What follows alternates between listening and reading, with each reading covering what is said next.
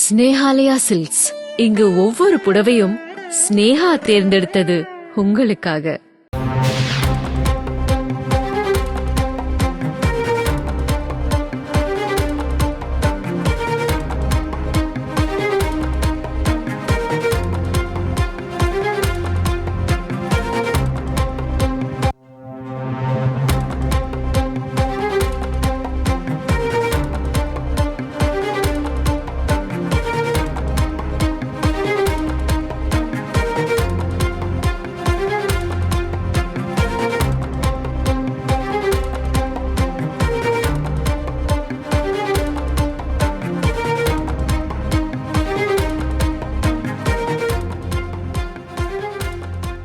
செந்தில் பாலாஜி ஜாமீன் வழக்கு விசாரணை மீண்டும் நாளை பிற்பகல் 2:15 மணிக்கு தள்ளி வைக்கப்பட்டுள்ளது. இது பற்றின முழு விவரங்களோடு நமது செய்தியாளர் சுரேஷ் இணைகிறார். வணக்கம் சுரேஷ், இது பற்றின முழு விவரங்கள் என்ன?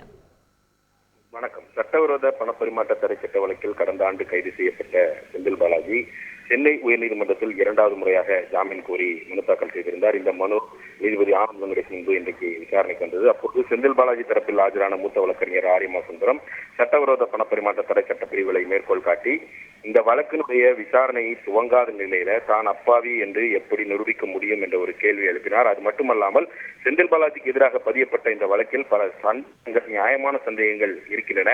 இதில் டிஜிட்டல் ஆதாரங்கள் திருத்தப்பட்டிருக்கின்றன. இந்த ஆதாரங்களை நீக்கிவிட்டால் செந்தில் பாலாஜிக்கு எதிராக வேறு எந்த ஆதாரங்களும் இல்லை, அவரை சந்தேகமின்றி விடுதலை செய்யப்பட வேண்டும் என்று வாதத்தை முன்வைத்தார். அமலாக்கத்துறையினுடைய மொத்த வழக்கும் சோதனையின் போது பறிமுதல் செய்யப்பட்ட பென்ட்ரைவ் மற்றும் ஹார்ட் டிஸ்க் அடிப்படையிலேயே அமைந்திருக்கிறது. ஆனால் சோதனையின் போது பறிமுதல் செய்யப்பட்ட மின்னணு சாதனங்களுக்கு பதிலாக வேறு மின்னணு சாதனங்கள் தான் சமர்ப்பிக்கப்பட்டிருக்கின்றன நீதிமன்றத்தில் என்ற ஒரு வாதத்தை அவர் முன்வைத்தார். பறிமுதலுக்கு பிறகு அந்த மின்னணு சாதனங்கள்ல பல்வேறு திருத்தங்கள் மேற்கொள்ளப்பட்டிருக்கின்றன. புதிதாக 67 பதிவுகள் பதிவு செய்யப்பட்டிருக்கின்றன பென்டிரைவ்ல. அதே போல பென்டிரைவில் இருந்த 284 கோப்புகள் இருந்ததாக முதலில் சொல்லப்பட்ட நிலையில பிறகு 472 கோப்புகள் இருந்ததாக கூறப்பட்டிருக்கிறது. இதுபோல அந்த ஆதாரங்கள் ஆனது திருத்தப்பட்டிருக்கிறது. அந்த திருத்தப்பட்டிருக்கக்கூடிய இந்த ஆதாரங்களுக்கு என்ன மதிப்பும் இல்லை என்ற ஒரு வாதத்தை அவர் முன்வைத்தார்.